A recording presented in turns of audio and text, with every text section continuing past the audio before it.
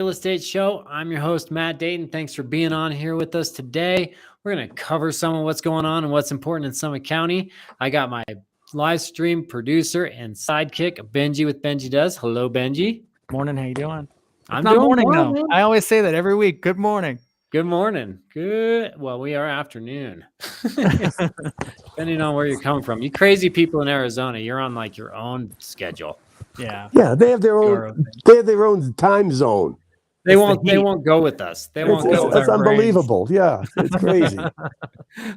So for those of you that don't know this talking head up in the right-hand corner, this is the one, the only Jeff Bergeron, aka Biff America, which I just have so many fantastic memories of watching the Biff America show growing up. Yeah, you know, man, I kind of wish you spent a little bit more money on your audio visual. I'm looking at my corner here. I look relatively elderly here. I think I need one of those filters that Kerry Lake uses. We get you like a baby face filter, or maybe just like a bunny ears or something. Maybe just shooting through gauze would be good for me. Perfect. We'll get you mummified here. Oh man. So yeah, we were just before we got on, we were just talking about the Biff America. How did you get started with the Biff America show? That was such a fun, entertaining show. Well, you know what? I was, I came here right out of high school, and the only job, a good job, in a world like this was waiting on tables. So I waited on tables here in the winter, and then and you couldn't make a living in the summer. So I'd work in California, the Hamptons, Long Island, and while I was doing that, I was also kind of doing voices, like ad copy voices for radio. And so I created this ad copy for a company called the Magic Dance Company Pro Male Review.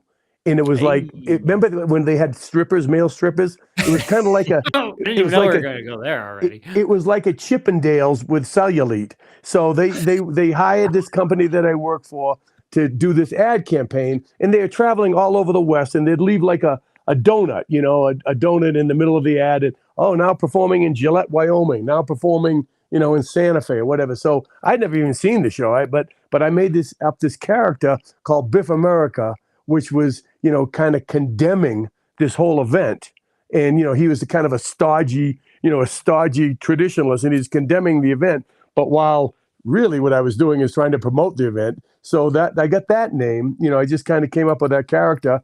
And then years later, I started doing a little bit of open mic night, stand-up comedy, and emceeing stuff. And then, Jeffrey Bergeron just didn't have a ring, so I chose Biff America. And then when I think those days was ZLTV, had a thing up on the Overlook, right? And I'd go up with Clifton Clowers and just, none of us were getting paid. And I started doing it, and it just came so easy. And then when a real entity bought the studio, I said, "Oh man, I could do this instead of waiting on tables." And that's, so after maybe 8-10 years of waiting on tables, I finally was able to stay here mostly year round because, and also I started off with, it was like, 13 channels. And then with cable, it was like 500. So even a loser like me could get work. I was working in Denver. I was working all over, California. I did, so yeah, I just stumbled onto it. It's back in the days where you didn't have to be talented to get work. So I loved it. I loved watching that on the ZL channel. Yeah. And you had my old classmate Sean Bennett on there. Yeah, he'd call up with we just opened phone lines, and he'd call up with different character voices and just riff, and we just go back and forth. And oh my gosh. Yeah. What a character that was. Yeah. I can't believe he was like 7. I mean, he was it's amazing. Yeah. So entertaining. And Miles Conway would come on. Gary Martinez's stepchild, he'd come on and do some characters. Cliff knew a lot of the youngsters, because they would bust tables at his restaurant, and they'd like get them on and turn them into TV stars. I mean, back in those days, I think everybody waited or bust tables at a restaurant. Did all we have was restaurants? I don't even know. Yeah. I mean, it was amazing, and that was the cool job. I worked at a I worked at a place called Miners Camp, which was like a Sodom and Gomorrah with a salad bar. And and like this is, so I get the job, and then I'd go back and work Cape Cod in the summer. And then I talked a lot of my waiter friends from Cape Cod to move out to Colorado, and I got them jobs at the Miners Camp. So like, about a third of the staff, or the floor staff, was all from Boston, and so it was great. John Hahn, a Texas guy, he owned it, and he owned a couple restaurants in town. He was like one of the first restaurant entrepreneurs in Breckenridge. Man, now? You've been in Breckenridge since when did you move to Breckenridge? The 80s? I think early no, 80s? God, no. I graduated from high school in 72. I think I came out in 73, 74. I probably came out here. What of old Breckenridge do you remember that you miss the most? I miss the dirt streets and the wooden sidewalks, but on the plus side, I don't miss having to load up everything in my 65 Studebaker and drive to California. Because the only way I could make a living in the summer. But yeah, I miss, the smallness of the town, I miss that, but really it's still a small town, depending on where you go. Like, I can go to Amazing Grace and see, almost, every local in the building. Of course, there's a lot of visitors as well. Yeah. But yeah, I think the town is still small if you compartmentalize, if you go to the rec center, I know I'll always bump into 10 people I know at the rec center, Yeah. So I miss that. I miss being able to find a place to rent. You know what I mean? Yeah. Like I'd come back in town, I could find a place to rent. Now I own a place, but I wrote a column. I write for Backcountry Magazine. It's out of the East Coast, and I wrote a column about the dying ski bum. I mean, it's just a lot harder to be a ski bum now than it was when you and I were in our salad days, Gosh, yeah, you got to work harder to be a ski bum. That's such a it's amazing. I mean, it's a contradiction of terms. It is. This ski bum business is hard work. I got to find a different job. Yeah, it's but there again, I can remember my buddy Keith and I drove out from Boston, and in our first place we lived at the base of Hoosier Pass. You remember? I think it was called Valley of the Blue Condominiums. We had a 3-bedroom house, a condo, like it was a fourplex, for $350. Oh wow! And you could do that. Then I'd come back from the Hamptons or California, and I could, I'd put names up on, the boards around town about looking for lodging, or look to see if anyone had a room for rent. I'd rent a room, and I could do it. Now I don't know if you could. You'd have to. Right, $1,000 a room. So, yeah. So you've matured a little bit since then. And depends who you ask. We won't ask Ellen, but spent some time on Breckenridge Town Council on the board. Yeah. But one of the things that I think was the coolest thing that you did in Breckenridge was kind of spearheading what now is today. I guess it'd be the Breckenridge Open Space Committee and the 0.5% tax. What kind of prompted you to get going with that to what now today has resulted in, I think, 5,000 acres of open space? Well, pretty much I just wanted to keep the marriage together. We lived at Gold Camp, right? And which wasn't in part of the town. My wife and I lived in Gold Camp, and we just saw just so much development going, and we knew that the whole Cucumber Gulch, which is now the Breckenridge Nordic Center, and that whole area was slated to be developed. And the Rounds family, Rounds and Porter, owned just a bunch of it, and we just kind of panicked. We thought, my God, this town's changing so rapidly. And we knew that the county had an open space tax, but that was always sunsetted. They do it every 4 or 5 years. So Ellie, my wife, said, we should kind of get a sales tax so that we could buy land. And before she did that, she met with Rounds and Porter, which owned all that property. And she kind of called them up and said, "Hey, you're going to be at Breckenridge? Let's sit down and talk." So she went and asked them. She goes, "Hey, would you like to donate that all to Breckenridge?" What'd they say? They said no, but they said it very politely. Oh. And so then we went to we went to town council, and because of TABA, if you wanted to raise any sort of taxes, you had to put it on the ballot. And so we went to town council and asked them to put it on the ballot, that, so people could vote whether they wanted to raise the sales tax 0.5% in order to earmark that money for open space. Well, the council wasn't hearing it. I mean, they weren't buying it. In fact, the only one that I think I can remember supporting it was Sam Mamula. He was on the council, and he was later to be mayor. He's Eric's father. He supported it, but he said, no, it's not going to work. So you got to get signatures. So Ellie and myself and a couple other people would sit out in front of the post office, get abused. It was like we were trying to make smoothies out of puppies. So get abused about the heretic that we were going to raise the sales tax 0.5%, and but mostly people signed. So we get enough people to sign, and we got it got it on the ballot. And there again, at the time, the Chamber of Commerce, which is called the BRC, wrote a letter to all its members saying don't vote for it. That's how controversial it was, but it passed overwhelmingly. And so we got it on the ballot, but then we were I was a struggling TV host. Ellen was a waitress. We didn't know anything else, so we had to figure out how to phrase it on the ballot, because you had to have like legalese. It had to be phrased properly to put it on the ballot. Sure. So anyway, we went to.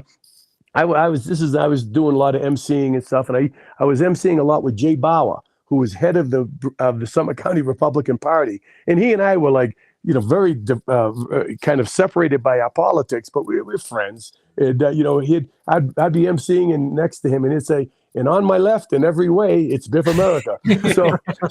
so at any rate, I said I underwrite. I was going to underwrite all this stuff.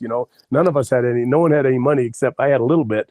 So we hired you. We went up to Jay Bauer's office. And I'm looking at my watch because I know he charges by the hour, and we're telling him what we wanted, about we got it on the ballot. We just got to get it phrased legally, blah, blah, all that. And so, and Ellie just starts like pontificating, while I'm paying per minute. And I'm like trying to get her to quiet down so that we can just get this deal done so I can get out of there with only an hour of legal time. And so right before we leave, Jay Bauer says, well, this is the first. You have two hippies who've convinced a Republican attorney to work pro bono to raise taxes, and so Jay did all the work for us for free, and we got on the ballot. It passed overwhelmingly, and actually since that time, we have bought over 5,000 acres of land. We've created 68 miles of trails, and just since 2007, we've spent $27 million on buying land. And when we first started the thing, we said, okay, we're going to be in the money because this sales tax is going to garner about $1.2 million a year. Last year it made 4.6. So that's how much the property taxes have increased. Not property taxes, but sales tax have increased over those years. Well, if I can think of a place to put tax money towards the open space and the trails, I mean, that has been so phenomenal. And unbelievable. Yeah, absolutely. I mean, Breckenridge is just second to none as far as trail systems and the opportunities. Yes. So, so that, thank you for standing outside of a grocery store, getting signatures and making the because of my career in showbiz, I was used to having people hate me. But with Ellie, she was a sensitive gal. She was looking for approval, and it was tough on her, man. That's brutal. That's brutal. Yeah, soliciting signatures cannot be fun. But we travel a lot. In a camper, String and Fall. I've mountain biked all over the country, and we've skied cross country and back country all over the country, and Breckenridge or Summit County has some of the best, most user-friendly trail systems any place I've ever been. And a lot of that's because of the open space tax, Well, and just the fact that like the Breckenridge Nordic Center that my family runs is all intact. I mean, you got a trail system that's just wonderfully melted together. And I mean, that gulch there is just a gem. And that's just, and you know what? when we did that tax, Sam, who was a proponent, Sam Mamula said, "Hey, listen, it's too late. This is gonna pass and it's gonna be great, but you're not gonna be able to buy the Cucumber Gulch. It's too already slated to development."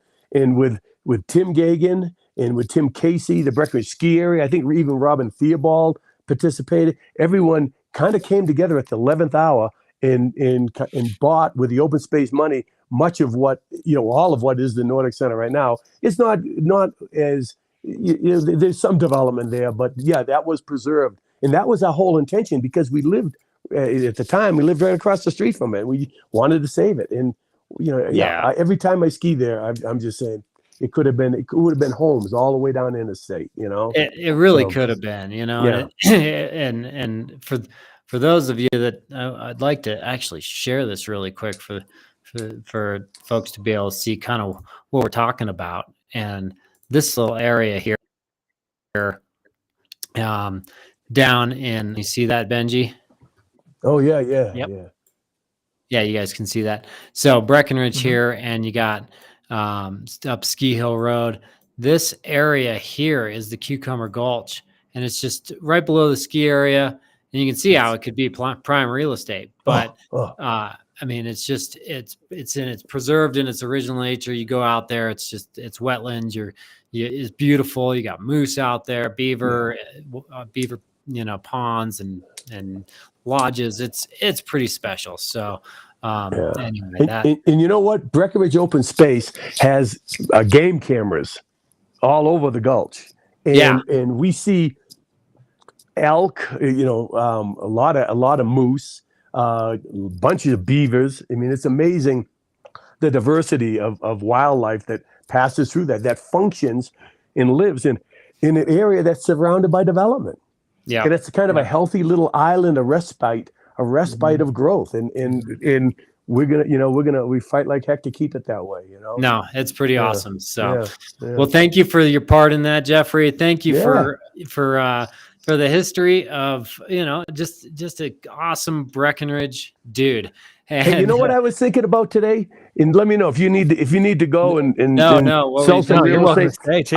I was doing a TV show in Steamboat one time, and like I said, I would do anything for money. And they had some sort of remote from Steamboat that they wanted me to do. So Ellie and I spent the weekend there, and it just happened to be the World Cup event, and I believe it was a Steamboat, a Howison Hill, and I believe I think you podiumed. Do you know what I'm talking about? Did you win a podium in that event at Steamboat? The best I got on a World Cup was 5th place, and that was in Steamboat. Okay, yeah. So I was there telling everyone I knew, as you were going by, hey, I know that guy. I know that guy. Ellie and I were like cheering for you, and they said, "Oh yeah. I think I taught him that technique." And it was just so cool to be there working out of town and then seeing a hometown boy make good like that. It was just pissa, Oh, it was fun, and it's fun, and just having all the support and of our community. So yeah. Well, on the parting note, here's a younger. Oh dear God! Look at that! Wow, God, I would kill for that hair. That is great hair. That is great hair. Do you know what? If Ellie saw that dude right there, she'd want to leave me for a younger incarnation of me. So cool. Yeah. Well, Jeffrey, thanks a lot for joining us. Really appreciate you being here. Yeah, cool, man. And hopefully we'll see you around campus. Definitely. All right. See you later. Take care, man. Bye-bye. See you, Benji. See ya. Thanks. Bye. Awesome.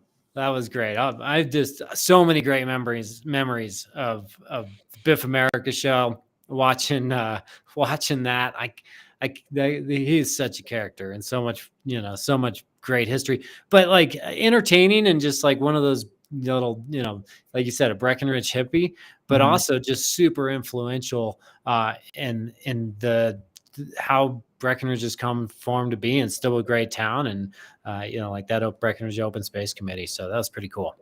Yeah, that was really cool.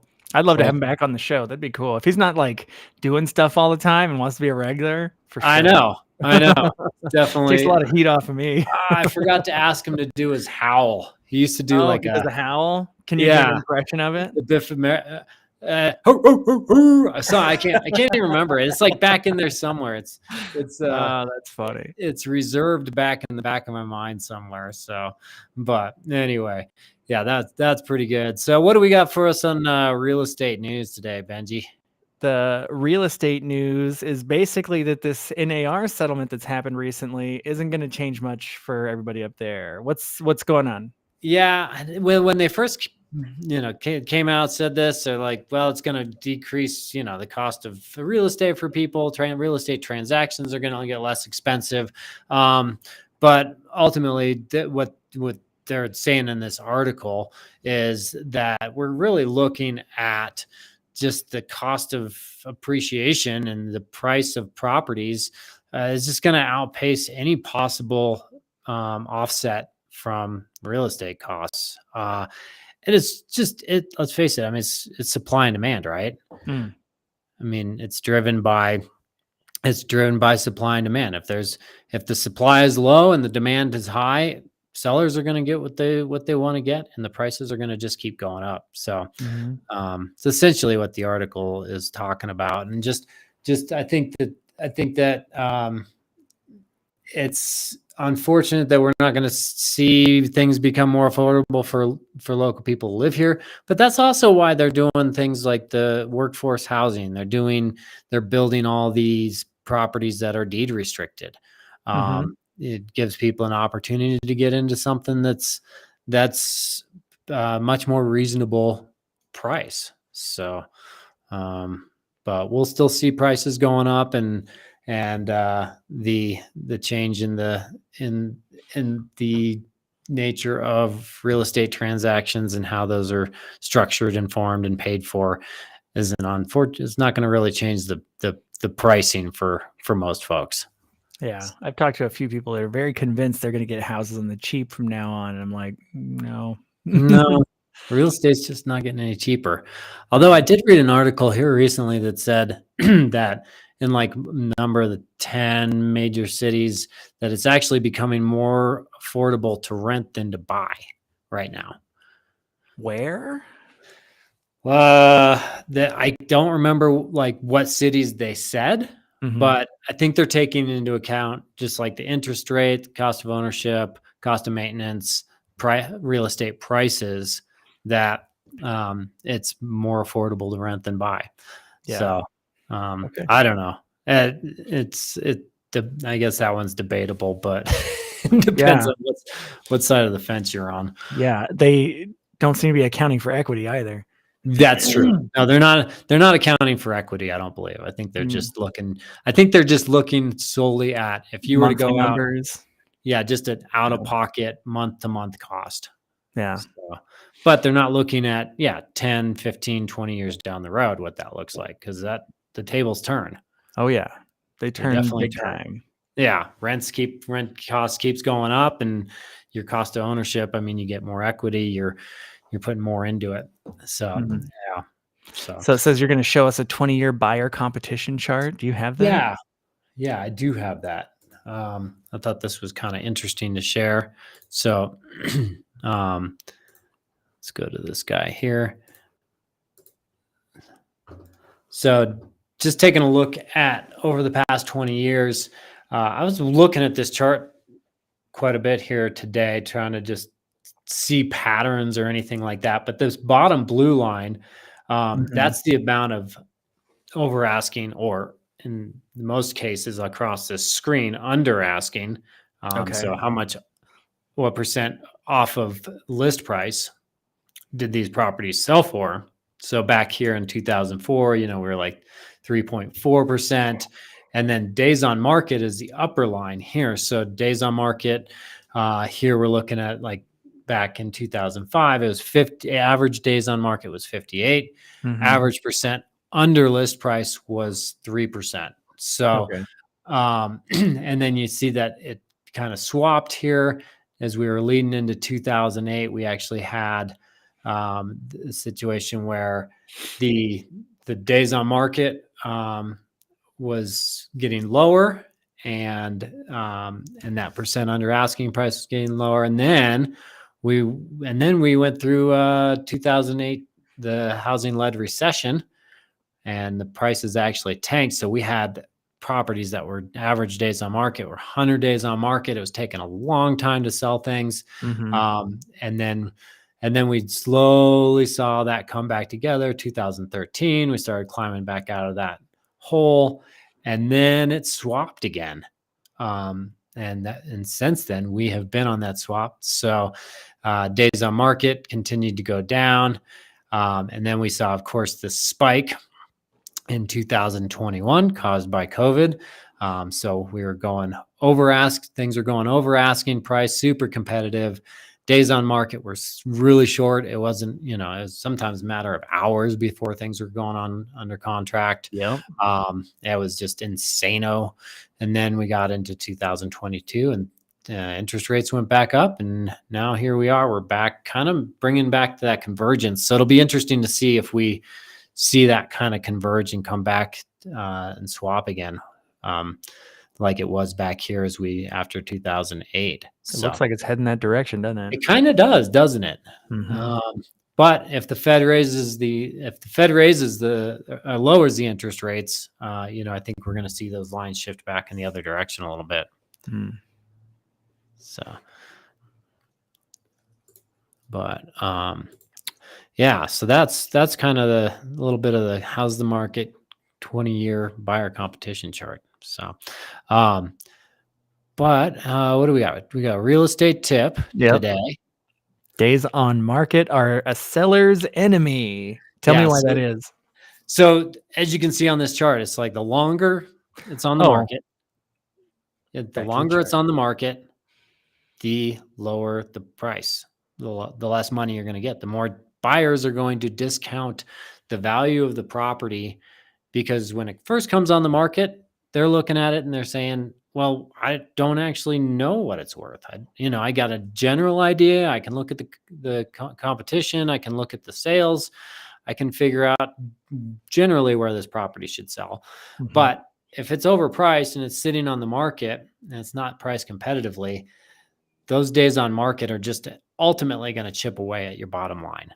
So if it reaches, above the norm for days on market, people are going to start to wonder, well, what's wrong with it? Should we offer more? So better to price it appropriately, a little bit maybe aggressively, let the market drive that price up if it will, but keep that lower days on market is going to keep your price closer to asking. So is that what kept the houses on the market longer, was because there was a crash and people were trying to get their money back, and because they were pushing the price of their house higher, maybe it kept their house in the market longer than it should have been for buyers who were like, listen, your price just dropped? Yeah, we watched a lot of people during that time after the 2008 housing-led market crash. We watched a lot of people just chase the market down. So and that was a situation where it's like the people that were aggressive and they got ahead of that with their pricing, and they got it, they got aggressive on their pricing, and they were able to get it sold. The people that priced it maybe a little bit over, or maybe where the market was at that time, they found themselves just chasing the market down, as the prices kept going down, and they couldn't go low enough at that point to get ahead of it.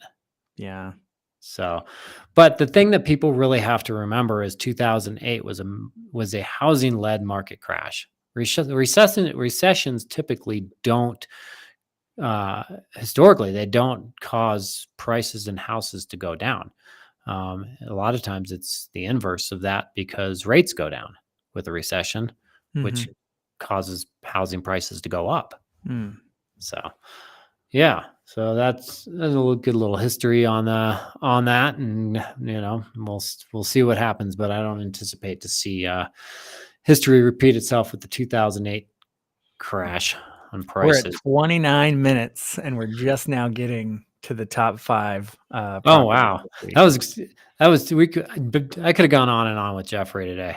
Yeah, well, I wanted him to stick on. If he had, then we'd have his commentary for some of these things, rather than me just calling houses things and telling you how much I don't like swinging barn doors. Exactly. All So, right. Let me get these homes pulled up real quick. Yeah, bring us up what we got here today. And then I've got to share my screen with you. Share this guy here. All right. Can you see? Is it showing up or do I got to push a button? No, I got to push a not button. showing up. There we go. There it is. So here are our top 5 for this week. Top 5. Starting with a condo. And then, I'm excited about this one. We've not done one of these. We've done 2. I think we've done 2. And then a duplex. Nice. Okay, this is a fun one this week. I like this one. All right, so our first one is a condo in Keystone, $585,000. Yeah, so this one is great location. You got views of the mountains, views of the ski areas. If you're not familiar with Keystone, it's much more of a resort type community. So it doesn't have like a little downtown or anything, but it's just really focused around resorts, which one of the great things is you're always going to be able to rent these. And you're not going to get hit with the short-term rental restrictions that a lot of other places are. So they don't have that out there right now? No, Keystone's just, I mean, it's a resort community. So they recognize that it would be unrealistic to put that kind of restrictions on a community like this. You don't have neighborhoods of a lot of local people living there and stuff like that. Cool. But great mountain. And this one's got nice southern exposure. You can see that big bank of windows all the way across. Mm-hmm. Huge deck. Got a wood burning fireplace in these. I think actually your firewood, I think, is provided by your HOA. What? It is. Yeah. Do they drop it off, or is it just like a central location you got to pick it up at? I don't actually know, but they do provide you with the firewood, so you don't even have to chop it. This looks like the apartment I have right now. Is it? Yeah. It's probably right. Yeah. You got builder grade countertops. It's done a nice job with it. I love all the natural light in these. Yeah. I've always been a fan of Montezuma condos. So you've got, they're a little bit older. They're built in actually the same year as me, 77. It's a good year. Yeah. Say more good things. Yeah. 77. It was like a fine wine. Fine wine. It's a good vintage. So yeah, a little bit older, but just a great location. You got a nice community pool area there, ski lockers. So I think this one's a good one. And for $585, I think that's a great price. It really is, yeah. Yeah, you get 869 square feet. So. Mm-hmm. All right, so our next one is a mobile home. Yeah, check out this for a mobile home if you're looking for $815,000. Yeah, the wheels are off. So especially at that price. Yeah, all right. Right. Took the wheels off. Where are we situated at? This is like the cream of cream location for our mobile home. So right in between Breckenridge and Frisco. Whoa. Get out of here. Yeah, you're right in between the two. There's a river right there. Yeah, you got the river coming right out the back door of this thing. This is easily the nicest mobile home park probably it is in America. It is. And actually this area is pretty cool because you got the amenities, you got the pool, you got some of these come with pads. So people that have RVs, as a little resort community. So my aunt and uncle own one of these in there and they like that. So look at that. That is so cool. Can you beat that setting? I mean, come on. No. Yeah.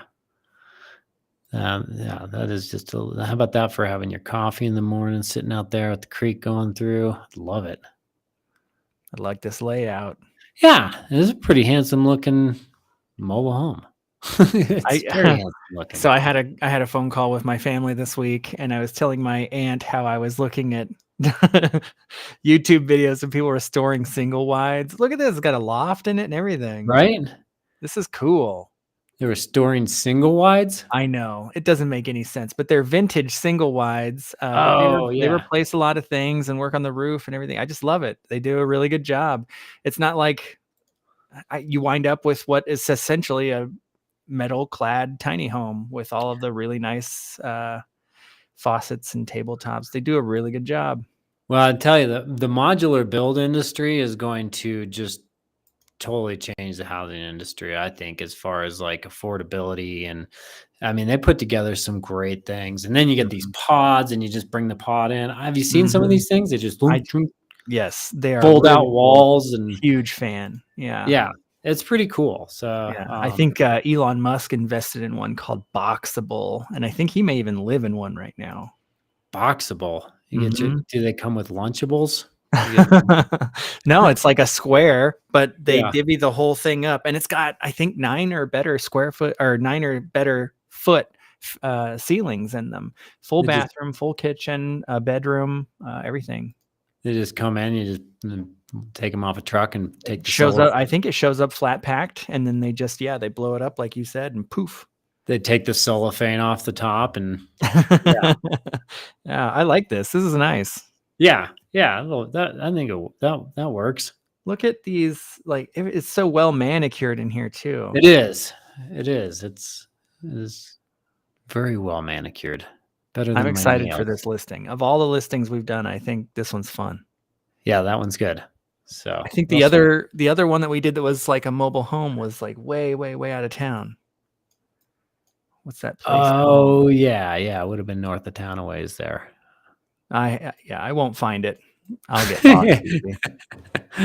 All right, our third one is a duplex for $2.35 million. This is 32 Glen Eagle Loop in Breckenridge. Yeah, really nice build right near the golf course. We're familiar with this area. Yeah, Highlands neighborhood. Mm-hmm. So really nice upscale neighborhood. You've got the golf course there, which function as cross-country ski trails in the wintertime. You got hiking trails right nearby there, a little bit of mountain bike trails nearby. So yeah, it's a good location right in between Breckenridge and Frisco. So easy to get out of town, get on I-70 and head down the mountain to DIA airport. So how many floors is this thing? I think it's 3. I love this layout already. And those floors are really nice. Yeah, those are pretty. It looks like kind of a hickory type of floor. Which is a great solid hardwood. I like the little mixture of metal and the stone in there. Kind of some natural with a little touch of modern. Really awesome kitchen too. Good layout. You got the island in the kitchen. You got this. Always go back and forth. Sometimes you see the sink in this island, and sometimes the stove. But nice big tall vaulted ceilings. Love the shower. Oh my goodness! It's got a bench in there too. Right. I always want a steam shower. A steam shower? Yeah. I don't know if I'd make it out of a steam shower. I'd probably pass out and die in one. Let's go take the chill off. Up here, like you take a shower and like you get out and you're cold. You just need something. You need to be steamed. You got to come out like a hot dog. Exactly. Nice. This is really good looking place. Yeah. Got the 2-car garage. Those things are long too. So I think that's a testimony. Like a 2-car tandem? No, not a tandem, but definitely. The Mojave itself is long. Yeah, the Gladiator thing. They're long. Good looking outdoor area. We got our spa hot tub. Yeah, that's a cool looking house. Yeah, great looking place. Yeah, one of the better ones I've seen at this price point too. I love this area. Nice and clean. Yeah. So for $2,350,000, 2,500 square feet, built in 2020, so pretty new. Yeah. All right. Now we've got another duplex. Well, we got a few duplexes today. Yeah, it's kind of. It's duplex Thursday. It's duplex day. It's duplex Thursday. $2.9 million for 209 Shores Lane in Breckenridge. This is idyllic. I love these little carriage lights out here, and this is so nice. I'll shut up now. Go ahead. No, it's beautiful. The location of this one is just. I've told you before. One of my dreams would be to have property on a river. Yeah, and that is right there.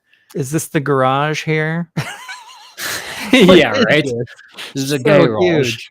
It's a large garage. So it can, No, but yeah, you got the river right there. You got that huge area across the river.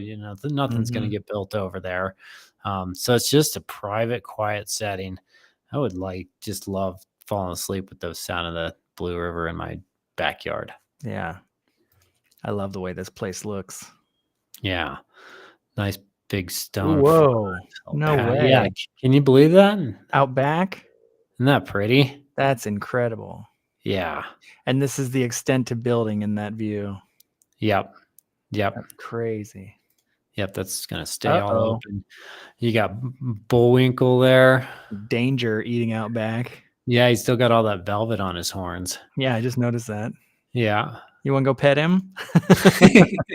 They do not like being pet. He'll kick you into next week. Yes, indeed. Or stomp you into China. Look at this thing. It's nice. Big old beams. Yeah, nice kind of a mountain rustic feel. Awesome Nice range. and some dark cabinetry. Mm-hmm. Yeah, I like that backsplash with the big tiles. Oh, Nice bathroom. Yep, the stacked stone fireplace in the bedroom. Yeah, this is a pretty one. It's pretty nice. Big walk-in closet. There's that carpet that I love. Oh, why is that? I don't know why. It just feels good underfoot. Oh, And, yeah. it's not furry like a typical carpet is, and it cleans nicely. Nice and squishy. Yeah. It's just squishy. nice. Outdoor. I love the outdoor barbecue they got going there. That's pretty cool. That's pretty intense. What is this guy here? Is this just a drawer? I don't know. Maybe a little fridge or something. Little tiny fridge. That's cool. Yeah. Hey, And a bald eagle. you talking to me? This guy's not happy. He's grouchy. He needs the morning coffee. Yeah. He has to compete with bald eagles. I got a perfect head of hair. This is a really good space. Nice. We're back upstairs again. Yep. They duplicated. Double backed on us. Yeah. That was a good looking one. And there's the peak one. Beautiful shots. Yep. Really pretty shots. Yeah, a lot of wildlife around. A lot of wildlife, some fishing. There's Look that. at that. That's the guy that was mad from earlier. I feel like now we're just going through National Geographic. Is this the guy that owns the house? Right? Here, I took pictures of the surrounding property. Include them in the MLS. He's going to stay in the yard. You won't see him. He's in a blind. He's covered in deer urine. We'll live here. All right. That was a good duplex. Here's this next one. Looks like some modern thing. I can't find words for it. $3.39 million. This is 310 North Fuller Placer Road. Yeah. Is it right? Is it Placer or Placer? Placer. So it's a mining term. You got placers and you got loads. So that's kind of how they would do a lot of the mining claims. Are these lights on, or are they have like a gold tint over the door? Yeah, no, they got all the lights on. So it's two halves there. So they must have coordinated with their neighbor to right there turn all the lights on. But this one is gonna look. That's a lot of windows. Yeah, it is. Lots of window cleaning. That is a lot of window cleaning. But definitely, when you look at the views on it, and then was pretty new build too. Yeah, really new. A 2023 build, so brand new. Looks like nothing around it's going to look like it either. No, it's pretty unique. Yeah. So, yeah, 4,194 square feet of modern build with views. Where's the closest? That's a big half of a duplex. Yeah, and there's all the ski slopes there. Yep, you're gonna have views straight across to the slopes. There's our golfing up there. You got your golf, Jack Nicklaus. Pass everywhere, Jack Nicholson. Okay, man. Never gonna live down that one. It's all good. It's all good. I love this. Can't handle it. They did a really good job. Yeah, there's a beautiful view of Peak 8 right there with the Alpenglow behind it. That's gorgeous. I wonder if they superimpose that, but we do get sunsets like that. It looks pretty natural to me. Yeah. I edit photos. It looks good. Yeah, it does. Fake. That's fake. Yeah, they put that on there. Usually This put is the fire. fake. You put the fire. Yeah, you put fake fire in there too. But Very nice. I love this yeah, room. that's pretty. I like that a lot. Yeah, I that like fiddle it a leaf lot. is thriving. Tons of light. Really clean lines. Mm-hmm. Yeah, this place is sweet. I love it. A little chit chat area. Yeah, for coffee talk. I feel like those chairs could come alive. They're gonna Beautiful start rolling kitchen. around. That's Yeah, a that's white nice. cabinetry on bottom and then natural wood on top.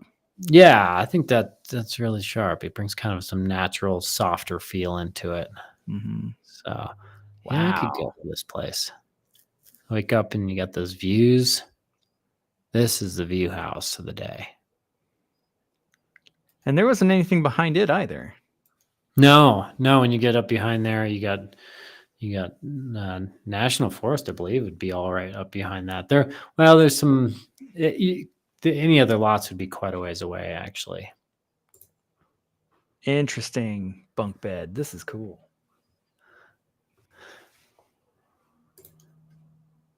Awesome bathrooms. Yeah, I like that. Oh, look at that gem. That's cool.